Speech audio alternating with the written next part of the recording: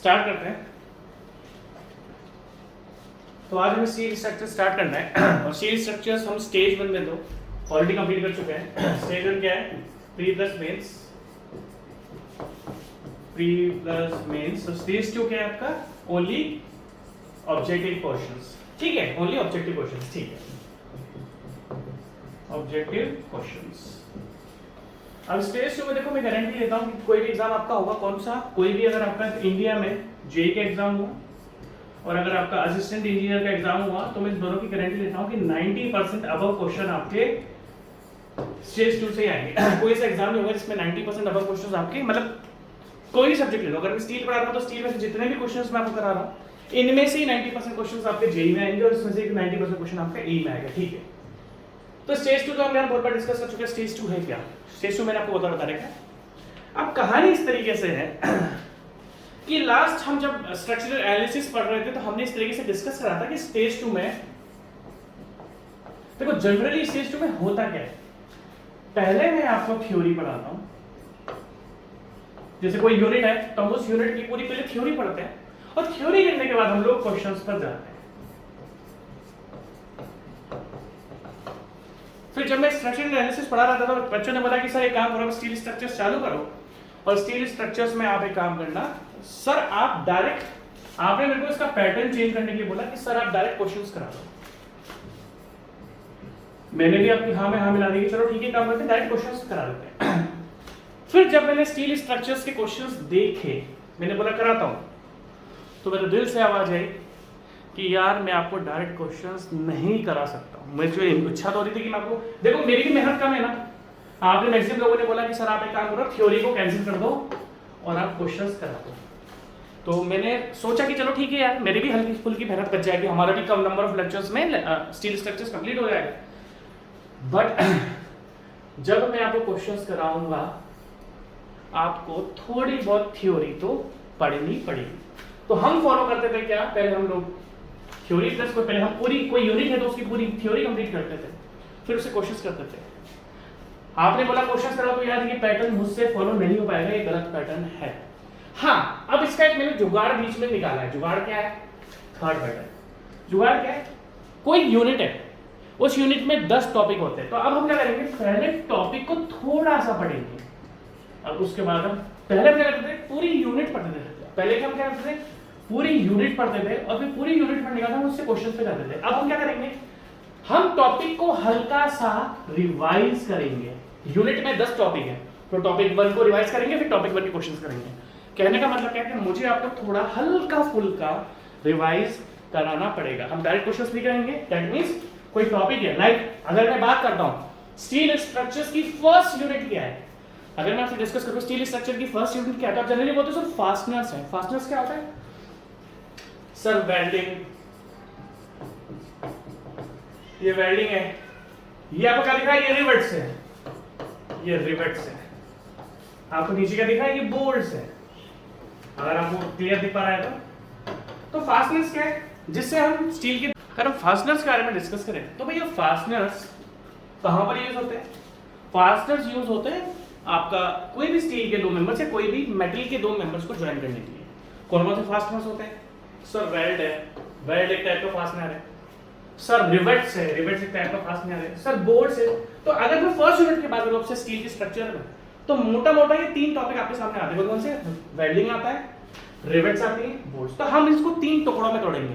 पहले हम रिवेट्स को पढ़ेंगे, रिवेट्स के बाद हम बोल्ट्स पढ़ेंगे या वेल्डिंग। दैट मींस हम धीरे धीरे करके, अब हम क्या करेंगे, हल्का सा, देखो जी मैंने जैसे आपको बताया, बच्चे बोलते थे कि सर आप डायरेक्ट क्वेश्चंस करा दो, वो पॉसिबल नहीं है। इस टॉपिक को मैं डिटेल में नहीं पढ़ाऊंगा। जो भी अब हमारा पैटर्न रहेगा उसको हम डिटेल में ना पढ़ के, बट कम से कम हम इतना तो रिवीजन करेंगे टॉपिक का कि उससे आपके किसी भी एग्जाम में 90% अबव क्वेश्चन तो बन ही जाएंगे। दैट मींस यार देखो, कहने का मतलब क्या है, आज आपकी इच्छा है, मान लो आपको स्टील स्ट्रक्चर्स, मतलब जो मैंने प्री प्लस मेंस का स्टील स्ट्रक्चर्स आपको पढ़ाया था, वो आज से 1-2 साल पहले पढ़ाया था, और आज आपको क्या इच्छा हो रही है कि भैया मैं तो, आप देखो आपके 2 क्वेश्चन, अगर आपको क्वेश्चंस करने हैं तो वो वाला स्टील आपको पूरा समझ में आना चाहिए। अभी भी मैं आपको इस तरीके से पढ़ाऊंगा कि अगर आप ट्रांसपोर्टेशन पढ़ रहे हो और ट्रांसपोर्टेशन पढ़ते पढ़ते आपने अगर स्टील उठा लिया तो भी आपको ये समझ में आएगा। कहने का मतलब क्या है, मान लो आज से आपने 6 महीने पहले स्टील पढ़ के छोड़ दी, तो अगर मैं डायरेक्ट मान लो आपने 6 मंथ पहले स्टील पढ़कर छोड़ दी और मैं क्वेश्चंस पढ़ाऊंगा तो क्वेश्चंस आपको बिल्कुल समझ में नहीं आएंगे। बट मैं आपको इस तरीके से पढ़ाऊंगा कि आपको थोड़ा बहुत रिवीजन कराऊंगा, डिटेल में नहीं पढ़ाऊंगा, बट हाँ ये रिवीजन जो है वो आपको 90% क्वेश्चन सॉल्व करने में हेल्प करेगा। तो अब हमारा क्या मेथड रहेगा, पहले हम हल्का सा रिवीजन करेंगे, हल्का सा रिवीजन करना जरूरी है, टुकड़ों में पढ़ेंगे, टुकड़ों में रिवीजन करेंगे, टुकड़ों में क्वेश्चंस करेंगे, ठीक है। तो जैसे कि मैंने आपको बोला आपकी स्टील स्ट्रक्चर्स की, जैसे कि मैंने आपको अपना कॉन्सेप्ट बता दिया किस तरीके से हम स्टेज 2 को स्टील में कंटिन्यू करेंगे। तो जैसा कि आपने देखा कि देखो मेंबर्स को ज्वाइन करने के लिए हमें फास्टनर्स को यूज करना पड़ता है। अगर हम फास्टनर्स की बात करें तो हमारे पास देखो जनरली 3 टाइप के फास्टनर्स हैं। कौन कौन सा है? फर्स्ट है रिवेट्स, सेकंड है बोल्ट्स एंड थर्ड है आपका वेल्डिंग। जरूरी नहीं है कि अगर आपका कोई मेंबर है तो उसमें एक टाइप का ही फास्टनर्स होगा। जरूरी नहीं है कि अगर आपको किसी भी मेंबर्स को ज्वाइन करना है तो उनमें जरूरी नहीं कि उसमें या तो रिवेट्स ही होगा या बोल्ट्स ही होगा या वेल्डिंग। हो सकता है कि इंडिविजुअल कोई एक ऐसा स्ट्रक्चर है जिसमें आपने ओनली रिवेटिंग यूज करी हो, कोई ऐसा स्ट्रक्चर है जिसमें आपने ओनली बोल्ट्स यूज करा है, कोई ऐसा स्ट्रक्चर है जिसमें आपने ओनली वेल्डिंग यूज करी हुई है। जैसा कि हमारा फोकस रहेगा ओनली ऑब्जेक्टिव क्वेश्चंस पर, हम ओनली ऑब्जेक्टिव क्वेश्चन पर फोकस करेंगे, तो मैं आपको बस इसमें मैं आपको ज्यादा डिटेल में लेकर नहीं जाऊंगा, मैं पॉइंट टू पॉइंट मुद्दे पर आऊंगा, डायरेक्टली मैं पॉइंट पर आ जाऊंगा। जैसे कि एग्जांपल में स्ट्रेंथ ऑफ रिवेट क्या होता है, मैं हो सकता है आपको डायरेक्ट पढ़ा दूं, तो मैं बट थोड़ा सा तरीके से पढ़ाऊंगा। कहने का मतलब क्या है कि मान लो आज तक आपने जिंदगी में स्टील नहीं पढ़ा, अभी भी इस लेक्चर को देखोगे तो आपको स्टील समझ में आएगी, ठीक है। चलो करते हैं। तो मेंबर में हो सकता है रिवर्ट्स हो, मेंबर में हो सकता है जो आपने 2 मेंबर्स को ज्वाइन करा है वो बोल्ट से यूज कराओ। यहाँ पर आप देख सकते हो, यहाँ पर देखो अगर आप देख सकते हो तो मेंबर नंबर 1, मेंबर नंबर 2, इन दोनों को हमने बोल्ट की हेल्प से ज्वाइन करा है। यहाँ पर जो डिफरेंट मेंबर्स हैं उन पर हमने रिवर्ट्स क्या होते हैं अभी मैं सब बताऊंगा। और यहाँ पर अगर मेंबर नंबर 1 और मेंबर नंबर 2 है तो यहाँ पर हमने वेल्डिंग की हेल्प से ज्वाइन करा है। तो हो सकता है जो स्ट्रक्चर्स है उसमें या तो रिवेट्स हो, बोल्ट्स हो या वेल्डिंग हो, या तीनों के तीनों इसके अंदर हो। ऐसा भी स्ट्रक्चर हो सकता है कि आपने उसमें वेल्डिंग यूज करी है, आपने उसमें बोल्ट्स भी यूज करे और आपने उसमें वेल्डिंग यूज करी है, ठीक है। तो जैसे कि हमारी बात हुई थी कि हम टुकड़ों में पढ़ेंगे, तो जनरली यूनिट नंबर 1 में 3 चीजें आती हैं, रिवेट्स आती हैं, बोल्ट्स आती हैं और वेल्डिंग आती है। जैसा कि आपने देखा जब मैंने स्टेज 1 में आपको स्टील स्ट्रक्चर्स पढ़ाया था, तो मैंने उसकी यूनिट नंबर 1 अलग पढ़ाई थी, वो कॉन्सेप्ट क्लियर थी। जब मैंने प्री प्लस मेंस का स्टेज 1 में आपको स्टील स्ट्रक्चर्स पढ़ाया है तो वो मैंने थोड़ा सा अलग यूनिट से स्टार्ट करा था, स्टील की प्रॉपर्टीज से स्टार्ट करा था। बट यहाँ पर मेरा मुद्दा क्या है? Objective questions. तो मैं डायरेक्ट किस पर आ गया? ये यूनिट हमारी यूनिट नंबर 2 है, प्री प्लस मेंस में ये यूनिट नंबर 2 है, बट हमें ऑब्जेक्टिव में ये हमारी यूनिट नंबर 1 बनेगी, क्योंकि मैं इसमें आपको डिटेल में लेके नहीं जाऊंगा, इतना जरूर पढ़ाऊंगा कि आपसे क्वेश्चन बन जाए, ठीक है। तो फर्स्ट जो टॉपिक है हमारा, हम यूज कर रहे हैं रिवेट। फर्स्ट जो हमारा टॉपिक है हम कौन सा पढ़ रहे हैं? आपका रिवेट। अब रिवेट होता क्या है? देखो मैं आपसे जनरली 2 चीजों की बात करता हूं। यहां पर एक वेल्डिंग है, यहां पर रिवेट्स है और यहां पर बोल्ट्स है। तो जनरली हर फास्टनर ने यहां पर मेंबर्स को ज्वाइन करके रखा है। देखो अगर बोल्ट की हम बात करें, हल्का सा अगर मैं आपको बोल्ट के बारे में बताऊं तो बोल्ट लगते हैं और खुल भी जाते हैं। बोल्ट को हम यूज करते हैं तो हम उसको टाइट कर देते हैं, जब हमें मेंबर को खोलना है तो हम बोल्ट को छोड़ देते हैं, खोल देते हैं। बट वेल्डिंग और रिवेट में क्या है कि अगर ये एक बार लग गए तो लग गए, मतलब ये अगर बोल्ट से मैंने किन्हीं 2 मेंबर्स को ज्वाइन करके रखा हुआ है तो मैं मेंबर्स को वापस खोल सकता हूं। तो अगर चाहूं तो बांध सकता हूं, चाहूं तो फिक्स कर सकता हूं मेंबर्स को, या लूज कर सकता हूं। तो बोल्ट एक टेम्पररी फास्टनर होता है। टेम्पररी का मतलब कहता है जब चाहा उसको यूज करा, जब चाहा उसको साइड में उठाकर रख दिया। बोल्ट आपका टेम्पररी फास्टनर्स होते हैं। फास्टनर्स क्या होते हैं? जो फास्टन करके, फास्टन मतलब बांधना, फास्टन मतलब क्या होता है? किसी भी चीज को बांधना। तो बोल्ट क्या होते हैं? टेम्पररी फास्टनर होते हैं। और rivets and welding permanent fasteners होते हैं। अगर आपने एक बार मेंबर्स को वेल्डिंग से या रिवेट से ज्वाइन कर दिया तो ये फिर आपका टूटेगा, ये खुल नहीं सकता। तो अगर welding and rivets are permanent fasteners and bolts are temporary fasteners, ठीक है।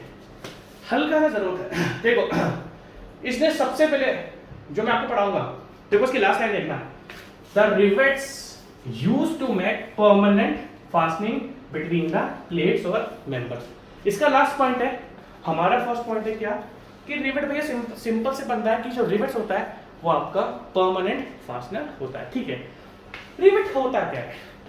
अगर आप देखोगे तो ये सिलेंडर सा पार्ट देके रखा हुआ है, ये नीचे एक पॉइंटेड सी टेल देके रखी हुई है और ऊपर एक हेड देके रखा है। देखो रिवेट में 3 पार्ट होते हैं। देखो फर्स्ट आप जो देख रहे हो, देखो ध्यान से देखना, जिस पर हम फोर्स लगाते हैं ये होता है हेड। जो बीच वाला पोर्शन है जो प्लेट्स के अंदर जाता है, जो हेड पोर्शन होता है वो जिस प्लेट्स को या मेंबर्स को हम ज्वाइन करते हैं, जिन प्लेट्स और मेंबर्स को हम ज्वाइन करते हैं, हेड पोर्शन उसके अंदर ही आता है। अगर आप देखो ध्यान से तो यहाँ पर जो आपको दिख रहा है हेड है, आप देखो ध्यान से यहाँ पर जो आप देख रहे हो ये हेड, जितने भी रिवेट्स आपको दिख रहे हैं उन सब रिवेट्स का हेड आपको दिख रहा है। और जो शैंक है, जो अंदर क्या वो होता है शैंक, जो अंदर क्या वो होता है आपका शैंक, और जो नीचे होता है उस पोर्शन को हम क्या बोलते हैं, जो टैपर सा होता है उसको हम बोलते हैं टेल। देखो सिंपल सा है, हम डीपली नहीं पढ़ेंगे, हम उतना पढ़ेंगे, बट हाँ हम एटलीस्ट उतना जरूर पढ़ेंगे। किसी भी एग्जाम में जेईई और एईई आप 90% प्लस क्वेश्चन करके आओ। हो सकता है मैं रेंज देता हूँ, जो मेरा स्टेज 2 है ना वो 90% टू 100% है, मतलब मिनिमम 90% तो जाएगा सही। और अगर नहीं आया ना तो मैं सारे लेक्चर्स डिलीट कर दूंगा, सारे लेक्चर्स, क्योंकि फिर फायदा नहीं पढ़ाने का। मैं इतना कॉन्फिडेंटली बोलता हूँ, अगर नहीं आया ना तो फिर मैं लेक्चर्स को डिलीट कर दूंगा, पक्की बात है। ठीक है, अब ध्यान से देखना। देखो रिवेट्स क्या पहले यूज होते थे, आज की तारीख में भी। देखो अगर मैं आपसे बोलूं कि आज की तारीख में 2 कॉमन फास्टनर्स बताओ, तो एक है बोल्ट, एक है आपका वेल्डिंग। बोल्ट्स और वेल्डिंग आज हमारे जमाने में यूज होती है। हमने डिफरेंसेस पढ़े हैं स्टेज 1 में, जो अभी काम के आपके नहीं है, क्योंकि किसी भी ऑब्जेक्टिव क्वेश्चन में डिफरेंसेस आपसे कोई पूछेगा नहीं। पहले जमाने में पूछते थे, तो मैंने आपको बहुत सारे डिफरेंसेस बताए। मैंने आपको वेल्डिंग को भी कंपेयर कर रखा है, बोल्ट को भी कंपेयर कर रखा है, रिवेटिंग को भी कंपेयर कर रखा है। अभी नहीं, हम पॉइंट टू पॉइंट चलेंगे, पॉइंट टू पॉइंट। ठीक है, तो अगर आप देख सकते हो रिवेट क्या है, एक सिलेंड्रिकल पोर्शन है बीच वाला जिसको हम शैंक बोलते हैं, ऊपर वाला हेड बोलते हैं और नीचे वाला टेल बोलते हैं। ठीक है, अब देखो हल्का सा अगर मैं आपको डिफरेंस बताऊं, हल्का सा, तो रिवेट आजकल ज्यादा यूज नहीं होते, क्योंकि सबसे पहला जो मेथड आया था वो आया था पर रिवेट्स का। One of the earliest method of fastening mated together, जो सबसे पहले मेथड था वो रिवेट्स था। ऐसा नहीं है कि आज की तारीख में रिवेट्स यूज नहीं होते। आपको अभी कुछ आप चाहोगे डायग्राम बना सकते हो बस हल्का सा। अब आप सोचोगे सर हमें लिखना क्या है, जो मैं टिक करता जा रहा हूं ना वो आप लिख सकते हो। क्या जो मैं रेड से टिक करूंगा, आप भी सोच सकते हो कि सर इसमें हमें कुछ लिखना है। हाँ, आप ये हल्का सा रिवेट का डायग्राम बना सकते हो और रिवेट की डेफिनेशन लिख सकते हो कि एक short cylindrical rod having a head and a tail, the main body of the rivet is called shank. जो बीच वाला पोर्शन होता है वो मेन होता है, जो मेंबर्स को होल्ड करके रखता है उसको बोलते हैं शैंक। और ज्यादा से ज्यादा नीचे ले सकते हो, the rivets are used for the permanent fastening. इससे जो कनेक्शन होगा वो आपका परमानेंट होगा। ठीक है, क्या सर आज भी रिवेट्स यूज होता है? हाँ, आज भी रिवेट यूज होता है, लाइक एयरक्राफ्ट होते हैं। देखो रिवेट का परमानेंट, रिवेट में क्या होता है, देखो जनरली रिवेट कहां पर होता है, जहां पर वाइब्रेशंस बहुत ज्यादा होते हैं। अगर कोई ऐसा स्टील मेंबर है जहां पर वाइब्रेशंस बहुत ज्यादा है तो हम हमेशा रिवेट्स का यूज करते हैं। आज की तारीख में भी रिवेट्स यूज होते हैं। देखो होता क्या है मैं आपको बताता हूं। जैसे अगर मुझे बिल्डिंग बनानी है तो बिल्डिंग में आपको आज की तारीख में 95% बोल्ट्स और वेल्डिंग दिखेगी। आज हमें एक बिल्डिंग बनानी है, अगर हम 2000 ईयर की बात करें, 2000 ईयर चल रहा है, तो इससे अगर हम बात करें तो आपको आज अगर बिल्डिंग बनानी है तो जनरली वहां पर बोल्ट और वेल्डिंग यूज करते हैं। इजी मेथड होता है, रिवेट में मेहनत लगती है। तो हम अगर ऐसे बोले कि स्टील स्ट्रक्चर्स पे, देखो हाँ स्टील स्ट्रक्चर्स में रिवेट यूज होते हैं जहां पर बहुत ही ज्यादा वाइब्रेशंस होते हैं। अगर वाइब्रेशंस नहीं है तो आप बोल्ट और वेल्डिंग से काम चला सकते हो। बट फिर भी ऐसे कुछ मेंबर्स हैं जहां पर, या ऐसे कुछ क्या बोलूं मैं, कुछ डिवाइसेस हैं या कुछ कंटेनर्स हैं जहां पर आपके रिवेट्स आज की तारीख में भी यूज होता है। लाइक अगर मैं बोलूं शिप में यूज होता है, तो शिप में भी सिविल इंजीनियरिंग का कोई पार्ट नहीं है। बट हाँ शिप की डिजाइनिंग का मेरा कोई रोल नहीं है, बट हाँ शिप्स में रिवेट्स यूज होते हैं। एक्चुअली हम लोग क्या पढ़ते हैं कि आजकल रिवेट्स यूज नहीं होते, रिवेट्स यूज होते हैं हमारे स्टील स्ट्रक्चर्स में बहुत कम होते हैं, जहां पर वाइब्रेशंस बहुत ज्यादा होते हैं वहीं पर रिवेट्स यूज होते हैं, वरना रिवेट्स को यूज नहीं करा जाता। बोल्ट्स और वेल्डिंग हम जनरली यूज कर लेते हैं। हाँ, बट आज की तारीख में भी रिवेट्स यूज होते हैं, कहां पर, शिप बिल्डिंग में होते हैं। अब देखो सबसे important boiler shells. Boiler shells का होता है जिसमें आपकी जैसे स्टीम है, जैसे आपका स्टीम है आप पानी को गर्म करके उसको स्टीम कन्वर्ट कर रहे हो, तो उसमें जो बॉयलर होता है वो उस बॉयलर में हम लोग क्या यूज करते हैं, रिवेट्स यूज करते हैं। मैंने आपसे क्या बोला, जो एयरक्राफ्ट होते हैं, aerospace industries use hundred of thousand solid rivets, ठीक है। दैट मींस, और क्या लिखा है इसमें, rivets are used in structures where high joint strength is required. क्या बोला इसने, इसने ये लिखा, rivets are used in structure where high joint strength is required under vibration, under vibration. तो ये नहीं लिखना है, देखो ये मैंने रेड से टिक तो करते बट आपको लिखना नहीं है, ठीक है। आप हल्का सा रिवेट का डायग्राम बनाओ, ये वाला, और ये रिवेट का हल्का हल्का लिखो। ये आपको चाहो तो लिख सकते हो, चाहो तो लिख सकते हो, क्योंकि हमारे इसमें स्टील स्ट्रक्चर्स में ये काम नहीं आ रहा है। और आज की तारीख में भी 95 to 98% मानो कि हमारा वेल्डिंग और बोल्ट्स ही यूज होता है। बट ये भी ध्यान रखना है कि जनरली जो बॉयलर्स होते हैं ना, जिसमें गैस प्रोड्यूस हम करते हैं, बॉयलर्स में आपका हमेशा रिवेटिंग यूज होती है, क्योंकि उसमें हल्का सा भी अगर प्रेशर बहुत ज्यादा जनरेट होता है तो उसमें हम बोल्ट्स या वेल्डिंग का बिल्कुल भी रिस्क उठा सकते हैं, क्योंकि मान लो वेल्डिंग टूट गई या आपके बोल्ट्स लूज हो गए तो उसमें से गैस लीक होना चालू हो जाएगी, तो वहां पर आपका क्या होता है, रिवेट्स यूज होता है। इसको नहीं लिखो तो चलेगा, ठीक है। अगर हम मटेरियल्स की बात करें तो देखो रिवेट जनरली दो मटेरियल के बनते हैं। एक बनता है आपका कार्बन स्टील, देखो ये लिखना नहीं है, बिल्कुल लिखना नहीं है। एक होता है आपका कार्बन स्टील, दूसरा होता है कार्बन मैग्नीज स्टील, नीचे का कुछ मत लिखो। अगर हम मटेरियल्स की बात करें कि जो रिवेट्स होते हैं वो जनरली बनते किससे, एक होता है कार्बन स्टील मतलब स्टील, दूसरा दैट मींस एक तो स्टील किससे बनते हैं, steel and steel plus manganese, steel plus manganese. ये पता ना चाहिए कि रिवेट्स का जो मटेरियल होता है, रिवेट्स का जो मटेरियल होता है वो दो टाइप का होता है। एक होता है स्टील जो कार्बन स्टील होता है, दूसरा आपका कार्बन प्लस मैंगनीज स्टील। नहीं लिखना है, हल्की हल्की सी नॉलेज देके रखा हूं। अब ये टिक आपका है ना बहुत ब्लर हो रहा है, तो इस टॉपिक को मैं अभी आपको नहीं, क्योंकि देखो बहुत ये मैंने बाद में देखा कि ये वाला पिक जो है ये थोड़ा सा ब्लर है, तो इस वाले टॉपिक क्योंकि मैं पढ़ा तो आपको दूंगा बट आपको दिखने में कुछ भी नहीं आएगा इसमें, ठीक है। जैसे इसमें क्या दे रखी है, अलग अलग शेप दे के रखी है, अलग अलग शेप दे के रखी है। देखो सबसे पहले मैं आपको बना के दे सकता हूं, तो अगर आप देखो तो आप बना लेना। ये हल्का सा जरूरी है कौन कौन से टाइप्स ऑफ रिवेट हेड होते हैं। अगर आप इस जगह रिवेट को देख रहे हो, ये जो आप शेप देख रहे हो रिवेट की, ये रिवेट की एक शेप है। अगर आप इस जगह रिवेट की शेप को देख रहे हो तो ये रिवेट की बस एक शेप है। देखो अगर मैं बना दूं तो आप लिख लो, मैं बनाता हूं। देखो सबसे पहले अगर हम बात करें क्या डिफरेंट टाइप्स ऑफ शेप्स होती है, देखो अगर आप ध्यान से देखोगे तो इस शेप को ये आप बना लेना, इस टाइप की शेप को हम बोलते हैं स्नैप। इसमें दिख नहीं रहा है कुछ भी, बट आप ध्यान से देखना। इसको हम बोलते हैं स्नैप हेड। क्या बोलेंगे हम इसको, स्नैप हेड। फर्स्ट ये जो शेप है आपकी, छोटा सा इसका छोटा सा पोर्शन बाहर निकला हुआ होता है। और अगर कोई पूछे, जैसे मान लो जो शैंक है उसकी डायमीटर अगर d है, तो ये जो बाहर प्रोजेक्टेड एरिया होता है ना, ये होता है आपका 1.6 d। दैट मींस ये जो प्रोजेक्टेड एरिया है जो बाहर निकला हुआ है, ये क्या आपका 1, क्योंकि इसी टाइप का एक और रिवेट होता है। देखो ध्यान से देखना, यहां पर एक शैंक है, उस शैंक की डायमीटर कितनी है d, उसकी कुछ लेंथ है, और जो इसका ऊपर का जो प्रोजेक्टेड एरिया जो हेड है हमारा, उसकी जो लेंथ हो जाता है, जो उसके डायमेंशन है कितने 1.6 d। अगर आप ध्यान से देखोगे तो इसी के जैसा आपको दूसरा मिलेगा मशरूम हेड। ये क्या आपका मशरूम हेड। इस मशरूम हेड का जो हेड का प्रोजेक्टेड एरिया होता है वो ज्यादा होता है, कितना होता है 2.25 d। जो समझ रहे हो, जो सबसे पहला वाला आपका स्नैप हेड है, स्नैप हेड का जो हेड होता है, जो ऊपर वाला पोर्शन होता है, वो जो प्रोजेक्टेड होगा कितने पर होता है 1.6 d पर। सेकंड वाला जो होता है वो कितने का, जो मशरूम हेड है, मैं लिख देता हूं इसको, ये है मशरूम हेड, मशरूम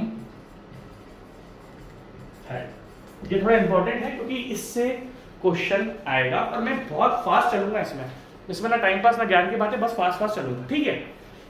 तो समझ गया, पहला वाला प्रोजेक्टेड एरिया कम है, मतलब अगर इसकी शैंक की जो बीच पोर्शन है इसको शैंक बोलते हैं, इसकी डायमीटर d है, तो ऊपर प्रोजेक्टेड एरिया 1.6 d है, तो ये हो गया आपका स्नैप हेड। और अगर ऊपर प्रोजेक्टेड एरिया ज्यादा 2.25 d है तो वो क्या आता है आपका मशरूम हेड, ठीक है। थर्ड आपका पैन हेड, PANHEAD। अगर आप इसकी शेप देखोगे तो इस तरीके से होती है, ये ऊपर एक ट्रिपेजियम बना हुआ होता है कुछ इस तरीके से, ये क्या होता है आपका पैन हेड। ये ऊपर अगर मान लो इस शैंक की डायमीटर d है, तो ऊपर वाला जो प्रोजेक्टेड एरिया होता है, यहां से क्या ये भी कितना होता है आपका 1.6 D. Where is D? What is D? D is diameter of shank, diameter of shank. What is D? D is diameter of shank. ठीक है। फोर्थ जो हमारा है, इसमें कुछ लिख नहीं रहा, मैं लिख देता हूं काउंटर संक, काउंटर संक। देखो इसमें थोड़ा पेज बहुत ज्यादा ब्लर है, इसलिए आपको मैं थोड़ा ढंग से इससे मैं जो बना रहा हूं वो आप लिख लेना।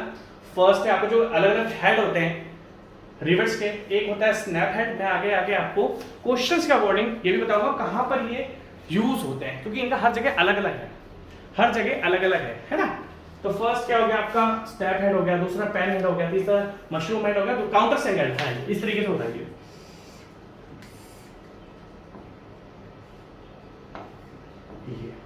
ये होता है काउंटर संक हेड। आप काउंटर संक हेड बोल सकते हो भाई। देखो जहां पर देखो, अगर आप देखोगे तो हर जगह इनका प्रोजेक्टेड एरिया ज्यादा है। इनके यूजेस मैं आपको आगे बताऊंगा, अभी आपको बस शेप ध्यान रखनी है। फर्स्ट हो गया स्नैप हेड, सेकंड हो गया पेन हेड, थर्ड हो गया मशरूम हेड एंड फोर्थ हो गया काउंटर संक हेड। ठीक है, अगर आप अभी इतने ही याद रखोगे तो मेरे लिए काफी, नीचे के चार आपकी जरूरत नहीं है, क्योंकि जनरली इन चार में से क्वेश्चन आता है। अब देखो मैंने क्या बोला, मैं प्रॉपर ऑब्जेक्टिव क्वेश्चन पे आऊंगा। तो आपको चार शेप, फर्स्ट शेप क्या आपकी, मैं राइट से कर रहा हूं इसको। फर्स्ट है स्नैप हेड, सेकंड है पेन हेड, थर्ड है मशरूम हेड एंड फोर्थ है काउंटर संक हेड। इन चारों को आप बनाओ, इन चारों को आप बनाओ, और बनाने के बाद इन चारों के नीचे नाम लिख दो बस। इससे ज्यादा आपको कुछ भी नहीं करना है। मेरे ख्याल से आपने बना लिए होंगे। अगर आप इसके पूछ सकते, अगर देखो मैंने तीनों में लिख दिया है, तो इसका जो प्रोजेक्टेड एरिया होता है वो होता है 2D। अगर डायमीटर शैंक की जो बीच वाला पोर्शन है, देखो मैंने सबकी डायमीटर लिख दिया, सबकी मैंने प्रोजेक्टेड लेंथ लिख दी कि जो ऊपर वाले हेड होते हैं वो कितने कितने होते हैं। हो सकता है कोई ऑब्जेक्टिव क्वेश्चन में आपसे पूछ ले कि जो स्नैप हेड होता है वो कितना होता है, उसकी डायमेंशंस क्या होते हैं। Like in comparison where what is D? D is the diameter of shank. What is D? D diameter of shank है। तो ये पूछा सकता है कि जो ऊपर वाले शैंक की जो लेंथ होती है, जो लेंथ है, जो प्रोजेक्टेड डायमेंशन है वो कितना होता है। अगर शैंक की डायमीटर डी है तो स्नैप हेड की कितनी होती है 1.6 डी, पैन हेड की कितनी होती है 1.6 डी, मशरूम हेड की कितनी होती है 2.25 D and counter sunk head की कितनी होती है 2 डी। ये आप लिख लो यार अच्छे से, क्योंकि ये इंपॉर्टेंट है। और अपन उतना ही पढ़ेंगे जो हमारे काम का हो। नीचे के चार मैंने लाइक फ्लैट काउंटर संक ये सब मैंने काट दिया, ठीक है। राउंड काउंटर संक वाला ये सब मैंने काट दिया, ठीक है। ये आपको जरूरत नहीं पड़ेगी, ठीक है। तो अगर मैं पानी पीने सेकंड भी है, मेरी प्यास है, गर्मियाँ चल रही है ना, प्यास बहुत तगड़ी लगती है। तो 1 मिनट देता हूँ, ठीक है। आपके सामने एक फिगर है जिसमें मैंने रिवेट से रिलेटेड कुछ पैरामीटर्स लिखे हुए हैं। बट इस पैरामीटर से पहले मुझे लगता है कि मुझे आपको टाइप्स ऑफ रिवेटेड जॉइंट्स पढ़ा लेना चाहिए, है ना भाई। रिवेट्स जॉइंट्स कितने कितने तरीके के होते हैं, किस तरीके से होते हैं। देखो ऐसे तो मैंने स्टेज 1 में आपको पूरे कॉन्सेप्ट ये देकर रखे हैं, बट हम ये भी लेके चलते हैं कि आज आपने स्टेज 1 8 महीने पहले स्टेज 1 का स्टील स्ट्रक्चर्स पढ़ा था, मतलब प्री प्लस मेंस का पढ़ा था, और आज आपको 8 महीने बाद तो मुझे नहीं लगता आपको स्टील स्ट्रक्चर्स याद रहेगी। तो हम इस तरीके से तो पढ़ेंगे कि आपको ऑब्जेक्टिव क्वेश्चन जब आप करने लगोगे तो थोड़ा थोड़ा, पूरा नहीं, थोड़ा थोड़ा थोड़ा थोड़ा हम पढ़ने पे चलेंगे। देखो जब एक प्लेट के ऊपर दूसरी प्लेट है, अगर आप देख सकते हो, जब एक प्लेट के ऊपर यहाँ पर क्या हुआ है, देखो अगर आप ध्यान से देखोगे तो ये प्लेट नंबर 1 है और उसके ऊपर हमने प्लेट नंबर 2 रख दी है। एक प्लेट के ऊपर दूसरी प्लेट लिया, एक मेंबर के ऊपर दूसरा मेंबर रखा हुआ है, और हम एक जगह इसको रिवेट से ज्वाइन करेंगे। तो ये जो ज्वाइंट बनता है क्या बनता है आपका सिंगल रिवेटेड लैप ज्वाइंट। देखो जब एक प्लेट के ऊपर दूसरी प्लेट लगते हैं, भाई हम किस तरीके से ज्वाइन करेंगे, जैसे कि हमने पढ़ा कि ये फास्टनर्स हैं। फास्टनर्स क्या होते हैं, जो मेंबर्स को ज्वाइन करते हैं। तो अगर मान लो मैंने 2 मेंबर्स को ज्वाइन करा बाय यूजिंग रिवेट्स, तो ज्वाइंट करा ना, तो ये कौन सा ज्वाइंट है। जैसे कि ज्वाइंट वर्ड बहुत फेमस है लड़कों के बीच में, ज्वाइंट वो अच्छे से जानते हैं, बट ये वाला ज्वाइंट नहीं है, ये अपना वाला ज्वाइंट है, ये स्टील स्ट्रक्चर का ज्वाइंट है। आप ज्वाइंट, आपका ज्वाइंट अलग होता है, ये ज्वाइंट भी इंपॉर्टेंट है, और वो तो मेरे को टिप्पणी नहीं करनी उस पर बिल्कुल भी, ठीक है। तो अगर हम ध्यान से बात करें, मतलब वो ज्वाइंट भी ठीक नहीं होता है यार, है ना, ठीक है। तो एक प्लेट के ऊपर अगर आपने प्लेट रखी और एक ही जगह आपने इसको रिवेटिंग करी तो हम इसको बोलेंगे सिंगल रिवेटेड लैप जॉइंट। पहली बात तो जॉइंट कौन सा है, सिंगल है, और जो रिवेटिंग करी वो एक जगह करी है, मतलब एक ही जगह आपने रिवेट से ज्वाइन करा है, मतलब एक ही डायरेक्शन में, एक जगह मतलब एक दर, देखो सिंगल रो, सिंगल रो, एक ही रो है, एक ही रो है, डब्ल्यू वाली रो नहीं, ये लाइन वाली रो जो होती है। अगर आप देख सकते हो तो यहाँ पर दो रोज है, एक रोज ये रही, एक रोज ये रही। यहाँ पर ही हमने मेंबर को एक दूसरे के ऊपर रखा हुआ है, यहाँ पर भी हमने मेंबर को एक दूसरे के ऊपर रखा हुआ है, बट हमने दो जगह रिवेटिंग करी है, मतलब दो रोज है, रो नंबर 1 R1 और ये आपकी R2। मेंबर वापस एक दूसरे के ऊपर है, जब एक दूसरे के ऊपर आएगा मेंबर तो कौन सा जॉइंट आएगा, लेफ्ट जॉइंट। यहाँ पर आपने कितनी जगह करी, डबल, दो जगह करी है, तो जब एक जगह रिवेटिंग करी थी तो सिंगल रिवेटेड लेफ्ट जॉइंट बन गया था, जब दो जगह करी तो वो डबल रिवेटेड लेफ्ट जॉइंट बन गया था। ठीक है, उसी तरह एक सेकंड। अब क्या होता है कि आपने अभी तो प्लेट्स को एक दूसरे के ऊपर रखा था, जो मेन मेंबर्स थे, जो मेन मेंबर्स थी या जो मेन प्लेट्स थी वो आपने एक दूसरे के ऊपर रखा था। अब हमें एडजस्टेंट रखना है कुछ इस तरीके से। कैसे लूं, कुछ है नहीं मेरे पास, तो लाइक ये टिश्यू पेपर ले लेते हैं। पहले हमने मेंबर ऐसे रखे थे एक दूसरे के ऊपर, है ना, ऐसे रखे थे एक दूसरे के ऊपर, तो ये था लेफ्ट जॉइंट। अब हमें क्या करना है, इनको एडजस्टेंट रखना है, मतलब एक दूसरे के बिल्कुल बराबर रखना है। तो जब हम मेंबर्स को एक दूसरे के, देखो ध्यान से देखना, मैं ब्लू से आता हूं, देखो मेंबर ये है, ये एक मेंबर है और ये एक मेंबर है, हमने दोनों मेंबर्स को एक दूसरे के एडजस्टेंट रखा है। यहां पर भी देखोगे तो मेन मेंबर क्या आपका ये है, ये मेन मेंबर है यहां से लेके यहां तक का, और दूसरा मेंबर आपका यहां से लेके यहां तक, ये दो मेन मेंबर्स हैं। तो जब हमने मेंबर्स को, जो मेन मेंबर्स है उसको हमने एक दूसरे के बिल्कुल बराबर रखा, एडजस्टेंट रखा। एडजस्ट मतलब पता है, एक देखो लेफ्ट में क्या रहा था, कुछ इस तरीके से एक के ऊपर एक आ रहा था, अब इसमें क्या हो रहा है, ऐसा आ रहा है आगे, ये इधर है, ये इधर है, this is butt joint, this is butt joint. अगर आप ध्यान से देखोगे जो ऊपर वाली प्लेट है ये होती है कनेक्टिंग प्लेट, कनेक्टिंग प्लेट मतलब इन दोनों को ज्वाइन, जब यार देखो दो मेंबर्स को जोड़ना है, जब उसको एक दूसरे के ऊपर रख दोगे तो वो तो जुड़ जाएगा, बट अगर मैं आगे पीछे रखूंगा तो मुझे एक एक्स्ट्रा प्लेट की जरूरत पड़ेगी उनको ज्वाइन करने के लिए, इसको हम बोलते हैं कनेक्शन प्लेट है, कनेक्टिंग प्लेट। तो अगर आप देखो ध्यान से क्या हो रहा था, यहाँ पर मेंबर नंबर 1, मेंबर नंबर 2 बिल्कुल एक दूसरे के एडजस्टेंट रखें, एक के बाद एक रखें, बट आप इस तरीके से जोड़ने के लिए मुझे एक एक्स्ट्रा प्लेट हो चाहिए होगी, इसको हम बोलते हैं कनेक्टिंग प्लेट। ठीक है, या कवर प्लेट, क्या बोलोगे, कनेक्टिंग प्लेट या कवर प्लेट। ठीक है, ये दोनों वर्ड याद रखना। ये जो एक्स्ट्रा प्लेट हमने यूज करी है इसको हमने क्या बोलेंगे, हम कवर प्लेट। थोड़ा थोड़ा पढ़ाऊंगा, ज्यादा नहीं पढ़ाऊंगा, डिटेल में नहीं बोलूंगा, पॉइंट टू पॉइंट पढ़ाऊंगा, जो ओनली ऑब्जेक्टिव से मतलब आते हैं, इधर उधर का बिल्कुल भी नहीं पढ़ाऊंगा, हल्का फुल्का। एक प्लेट मेन प्लेट ये थी, दूसरी मेन प्लेट ये है, इनको ज्वाइन करने के लिए हमने प्लेट ली एक्स्ट्रा, क्योंकि जब एक दूसरे के आगे एक दूसरे के बराबर पड़े तो एक एक्स्ट्रा प्लेट यूज करनी पड़ेगी, उसको बोलते हैं कवर प्लेट। तो अगर आप देखोगे तो अगर मैं फर्स्ट मेंबर की बात करूं तो यहां पर आपने एक रो बार यूज करी है, अगर मैं सेकंड मेंबर की बात करूं तो यहां पर भी आपने एक ही रो यूज करी है। तो पहली बात तो जब एक एडजस्टेंट प्लेट होती है, the two members to be connected end to end, adjacent मतलब एंड टू एंड, एक एंड ये रहा, एक एंड ये रहा। Additional plates are provided on either or one side.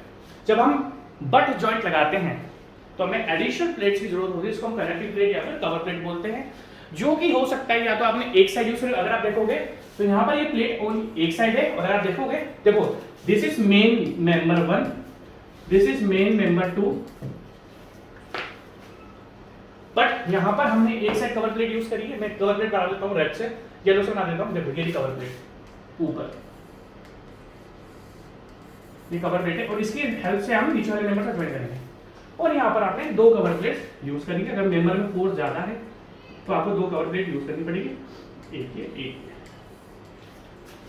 तो देखो सबसे पहली बात, एंड टू एंड रखे हुए, एडजस्टेंट रखे हुए बिल्कुल दोनों के कॉर्नर जो है, तो हम इसको बोलेंगे बट जॉइंट। क्या बोलेंगे हम इसको, बट जॉइंट। और हमने यहाँ पर अगर एक कवर प्लेट यूज करी है तो हम इसको क्या बोलेंगे, सिंगल कवर बट जॉइंट। अगर आप बात करो तो इस मेंबर में जो पहला वाला मेंबर है इसमें कितनी रोज जा रही है, 1।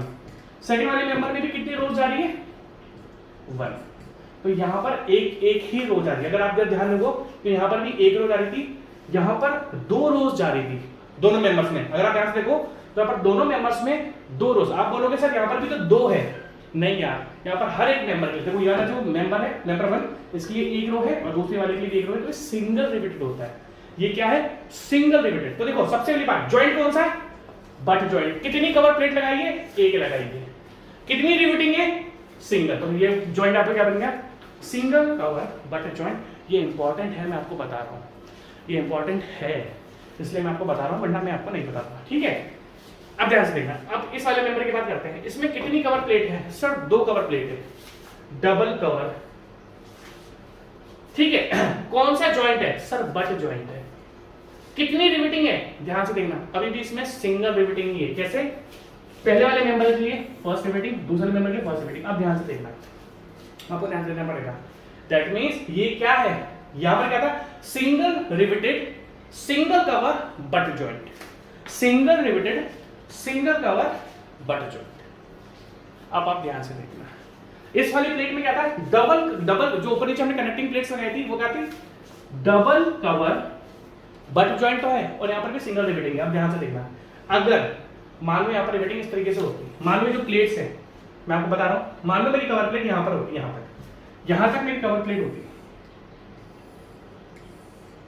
ठीक है, यहां पर मेरी कवर प्लेट होती है और हमें अगर आप देना, अब मैं जो रिवेट्स यूज कर रहा हूं वो 2 लेयर, देखो 1 2 3 4 5 6, 1 2 3 4 5 6। आप ध्यान से देखें, आप हमेशा मेंबर्स, आपको कभी भी डाउट होना कि सर ये सिंगल रिपीटेड है या डबल रिपीटेड है, आप बस देखो कि सिंगल मेंबर में कितनी रोज जा रही है। आपको ये देखना है सिंगल मेंबर में कितनी रोज जा रही है। रोज मतलब कितनी स्ट्रेट लाइन जा रही है। अगर अब मैं इस बारे में बात करूं, देखो ये पहला मेंबर यहां तक है, मेंबर नंबर 1, मेंबर नंबर 2।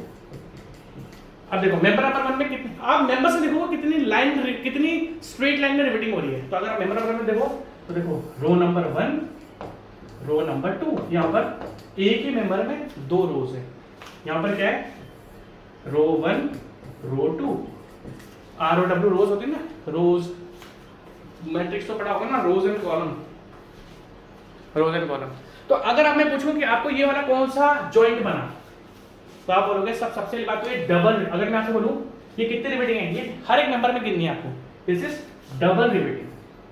अगर मैं बोलूं कौन सा मेंबर बना, डबल रिपीटेड कवर प्लेट, आपने ऊपर नीचे 2 लगा रखी है जॉइंट करने के लिए, डबल कवर बट जॉइंट। तो मेरे ख्याल से आपको लिखना चाहिए कि इंपॉर्टेंट है, सबसे पहले आप इसका लिखो, ये टाइप ऑफ इंपॉर्टेंट है, टाइप्स ऑफ रिपीटेड जॉइंट्स, ये इंपॉर्टेंट है, ये आप लिख दो। आपको ध्यान रखना चाहिए किस तरीके से हम मेंबर्स को ज्वाइन कर रहे हैं, ये इंपॉर्टेंट है और आपको पता होना चाहिए, ठीक है जी। वेरी ध्यान नहीं रखोगे तो थोड़ा सा दिक्कत आपको हो जाएगा। टाइप्स ऑफ रिपीटेड जॉइंट कौन से होते हैं और टाइप्स ऑफ लिख लो उसको।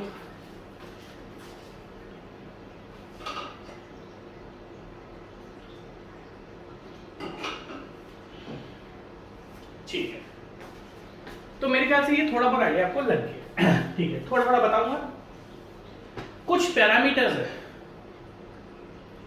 पैरामीटर्स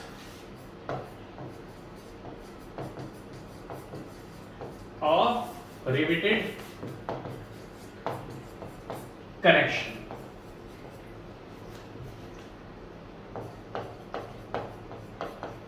अब कनेक्शन का मतलब क्या हो गया? अगर मैं आपसे बोलूं कि रिवेटेड कनेक्शन का मतलब क्या है, 2 चीजें हैं इसमें। मैं आपको रिवेट्स के बारे में ही पढ़ाऊंगा, इसमें मैं आपको जो जॉइंट है उसके बारे में भी पढ़ाऊंगा, ठीक है। यहां पर सबसे पहला जो पैरामीटर आपके सामने लिखा है वो लिखा हुआ है नॉमिनल डायमीटर ऑफ रिवेट। ये भी एक ऑब्जेक्टिव क्वेश्चन है। 2 चीजें यार, मैं इसको रेड से कर देता हूं, सॉरी, मैं इसको रेड से लेके चलूंगा क्योंकि ये ऑब्जेक्टिव क्वेश्चन है। कुछ जेई एग्जाम्स में आज भी क्वेश्चन आ जाते हैं, कुछ जेई एग्जाम में। अगर मैं आपसे बात करूं एसएससी जेई में तो बिल्कुल नहीं आएगा, बट आपसे मैं बोलूं राजस्थान जेई में आ जाएगा। अगर मैं बोलूं कि राजस्थान का जेई एग्जाम हो रहा है, हिमाचल प्रदेश का जेई एग्जाम हो रहा है, यूपी का जेई एग्जाम हो रहा है, तो वहां पर ये क्वेश्चन आ जाते हैं। देखो ध्यान से देखना, फर्स्ट पैरामीटर क्या लिखा हुआ है, नॉमिनल डायमीटर ऑफ रिवेट। 2 चीज होती है, एक होती है नॉमिनल, दूसरा होता है gross. Nominal diameter of rivet and gross diameter of rivet. अगर मैं नॉमिनल डायमीटर ऑफ रिवेट की बात करूं तो जो एक्चुअली होता है क्या है मैं आपको बता देता हूं। ये जो रिवेट है, कहां गया रिवेट, ये जो रिवेट है, अगर मैं आपसे बात करूं बोल्ट्स को हम कैसे फिक्स करते हैं तो बोलोगे सर बोल्ट को हम नट एंड बोल्ट को हम टाइट कर देते हैं, क्योंकि अब मेरे से रिवेट्स बहुत कम लोगों ने देखे हुए होंगे। अगर मैं आपको एग्जांपल दूं, देखो मुझे कंस्ट्रक्शन में कितने साल हो चुके हैं, मुझे 7 साल कंस्ट्रक्शन में हो चुके हैं, 8वां चल रहा है मेरा।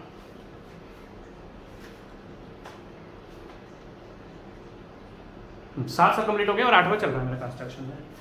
बट सीरियसली मैंने भी आज तक रिवेट्स यूज़ नहीं कराए, मैंने बोल्ट्स और वेल्डिंग ये दो ही चीज़ें अपने कंस्ट्रक्शन में यूज़ कराई है। देखो मैंने स्टील स्ट्रक्चर्स भी करा रखे हैं, मैंने कंक्रीट मतलब मैंने स्टील स्ट्रक्चर्स भी बनवाए हैं, मैंने कंक्रीट स्ट्रक्चर आरसीसी स्ट्रक्चर्स भी बनवाए हैं, मैंने रोड भी बनवा रखी है, मैंने जियोटेक इन्वेस्टिगेशन जो मैं आपको बता देता हूँ, देखो मैंने सर्वेइंग भी करी है, सर्वे भी काम आता है, सॉइल मैकेनिक्स भी काम आती है, फाउंडेशन भी काम आती है, आपका स्टील स्ट्रक्चर्स काम आता है, पर ट्रांसपोर्टेशन काम में आता है। मैं आज की तारीख में भी सारे सब्जेक्ट यूज में लेता हूँ। क्या क्या यूज में आता है मेरे, मैं बता देता हूँ आपको। मैं आपको बता दूँ क्या क्या मेरे सब्जेक्ट यूज में आते हैं। आज की तारीख में मैं साइट पे हूँ ना, क्या क्या यूज होता है, एस्टिमेशन यूज होता है, ठीक है, ट्रांसपोर्टेशन यूज होता है, रेलवे यूज होता है, रेलवे इंजीनियरिंग यूज होती है। उसके बाद क्या यूज होता है आपका, स्ट्रेंथ ऑफ मटेरियल थोड़ा थोड़ा यूज होता है जब स्ट्रेस के बारे में बात होती है, ठीक है। तो सर्वे यूज होता है, बहुत सारे सब्जेक्ट तो आज की तारीख में भी यूज होते हैं। जो बेवकूफ़ बोलते हैं ना कि इंजीनियरिंग जो सारे बेवकूफ़ हैं, वो सब बेवकूफ़ हैं जो बोलते हैं कि जो आपने इंजीनियरिंग में पढ़ा होता है वो कुछ भी काम नहीं आता। जी बहुत काम आता है। मेरी साइड पर मेरी बहुत इज्जत है, पता है क्यों? बोलते हैं यार ये तो पढ़ाता है, इसको सब पता है, सारी चीज़ें मैं जो आपको पढ़ाता हूँ ना ये मेरे लिए फ़ायदेमंद है। पता है क्यों? क्योंकि सारी चीज़ें मुझे पता रहती है।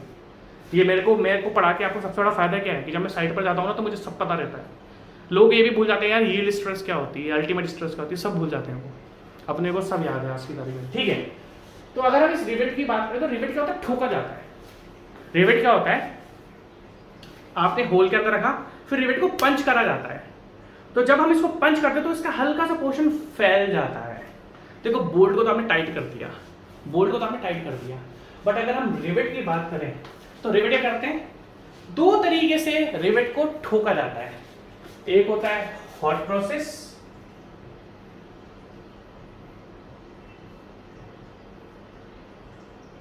कहां गया, अच्छा मैंने आज के लिए छोड़ दिया, ठीक है। देखो दो तरीके से रिवेट्स को ठोका जाता है। एक होता है हॉट प्रोसेस जिसमें हम रिवेट्स को पहले गर्म करते हैं और उसको फिर ठोकते हैं, मतलब फिर उसको पंच करते हैं। दूसरा क्या होता है आपका कोल्ड प्रोसेस, जिसमें हम जो रिवेट्स आए हुए होते हैं उन्हीं को पंच कर देते हैं। दो प्रोसेस होते हैं, एक होता है हॉट प्रोसेस जो कि मैं आपको कल के लेक्चर में पढ़ाऊंगा, दूसरा होता है आपका कोल्ड प्रोसेस, ठीक है। तो रिवेट जब हम पंच करते हैं तो हल्का सा रिवेट फैलता है। अब आप ध्यान से देखना होता क्या है, मैंने आपको बताया कि जब हम रिवेट को पंच कराता है, पंच जैसे आपके पास स्टेपलर होता है, जो स्टेपलर आप यूज करते हो, जैसे पेज होता है, पेज को अगर दो पेज को हम ज्वाइन करते हैं तो उसमें हम स्टेपलर यूज करते हैं, तो स्टेपलर आप पंच कर रहे हो, जिस तरीके से आप स्टेपलर यूज करते हो ना पंच करके, वो रिवेट होता है। उसी तरीके से हम रिवेट को भी पंच करते हैं, टक करके ठोकते हैं, ठीक है। तो जब रिवेट को हम ठोकते हैं तो इसकी जो शैंक होता है ना ये हल्का सा फैल जाता है। कितना फैलता है, जितना रिवेट का होल होता है। दैट मीन्स आप ध्यान रखना, जब जो देखो जैसे मान लो ये शैंक है, इसकी डायमीटर कितनी है, डी। ये आप जब दो मेंबर्स में इसको यूज करोगे तो पहले आपको मेंबर्स में होल करने पड़ेंगे, उन होल्स को हम बोलते हैं रिवेट होल। आपको मेंबर्स को अगर ज्वाइन करना है तो मेंबर्स के अंदर आपको ज्वाइन करना पड़ेगा, ज्वाइन करने के लिए उसमें होल करना पड़ेगा। तो जब हम रिवेट ठोकते हैं तो होता क्या है, रिवेट फैलता है। इसलिए आपको एक चीज और ध्यान रखनी है, जब भी आप रिवेट को ठोकोगे, मैंने होप लिखा हो, देखो ध्यान से, जब भी हम रिवेट को ठोकते हैं तो उसकी जो शैंक की डायमीटर होती है थोड़ी फैलती है। इसलिए जो रिवेट का होल होता है वो हमेशा रिवेट के डायमीटर से बड़ा रखा जाता है। कहने का मतलब क्या है, मान लो आपका जो रिवेट है, रिवेट शैंक जो है उसकी डायमीटर डी है, डी mm, उसकी डायमीटर कितनी है, डी mm है। तो अगर अब आपको पता है कि जब मैं रिवेट को ठोकूंगा, पंच करूंगा, तो वो रिवेट का जो शैंक का डायमीटर होता है वो थोड़ा फैलता है। तो आपको ध्यान रखना है कि अगर रिवेट की जो डायमीटर है वो 25 mm दिखेगी, दैट मीन्स ये जो रिवेट की डायमीटर होती है, कौन सी डायमीटर? उसकी शैंक की डायमीटर। और जब मैं इसको रिवेट के होल में पंच करूंगा तो ये शैंक थोड़ा फैल जाता है, तो हमेशा रिवेट होल बड़ा रखा जाता है। कहने का मतलब क्या है, रिवेट्स की शैंक की डायमीटर अप टू 25 mm तक उसके अगर डायमीटर है शैंक की, तो रिवेट होल आपका 1.5 mm बड़ा रखा जाता है। क्यों रखा जाता है?